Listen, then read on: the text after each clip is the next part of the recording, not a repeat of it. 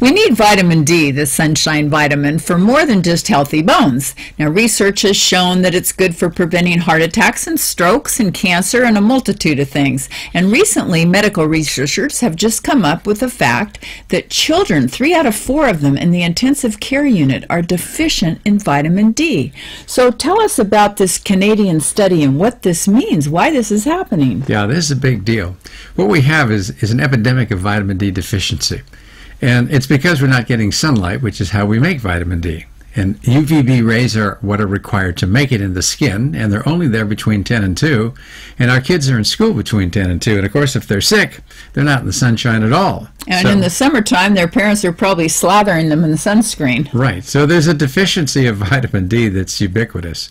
And what we need to do is correct that, because what these researchers found in the journal that they published is in the journal called Pediatrics, is that they did a lot worse. They were really having problems with more illness. It was more severe. Dying. And they were having more support from technologies that were used to keep them alive, and they were in the ICU for a longer time.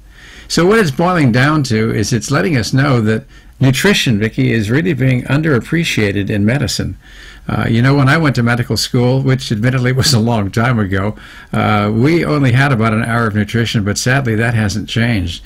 And so what we are looking at now is a whole cadre of doctors that don't think that much about nutrition, even though we're beginning to take a harder look at it because of studies like this. Well, maybe this study will encourage doctors to check vitamin D levels more often in children. Yeah, I think it should be a routine, and it's because it's so common. When you're looking at 3 out of 4 people in the ICU who are really sick and need their vitamin D, because you can't have an immune system that works very well without vitamin D, we have major problems. Well, we've also found recently that vitamin D is good for respiratory problems and for diabetes and high blood pressure and autoimmune diseases too. Right. What happens is if you have enough vitamin D, you'll be able to stimulate your immune system to fight against the infections that you have.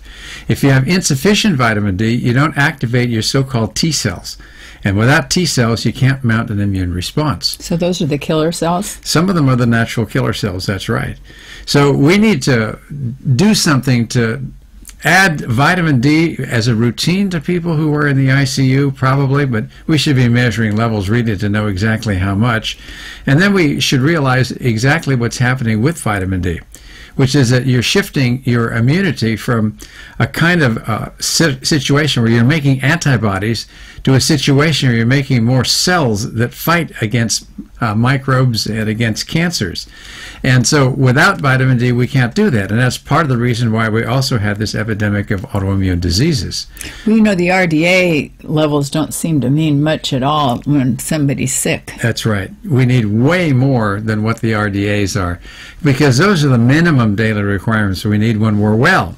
But when we're sick, we need a lot more, because our nutritional needs go up, our defenses have to be boosted, our system for detoxification has to be improved, and immunity has to be its strongest.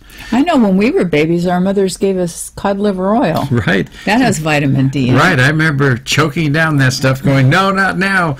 And it had lots of vitamin D, and it's got vitamin A, and of course it's got some essential fatty acids in it. So Mom was right. Good point there, Vicki.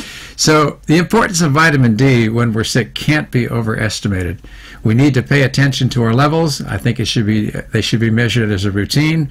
And if we're in the hospital, one of the first things our doctors should do is screen for it, because if levels are low, it's something we can fix.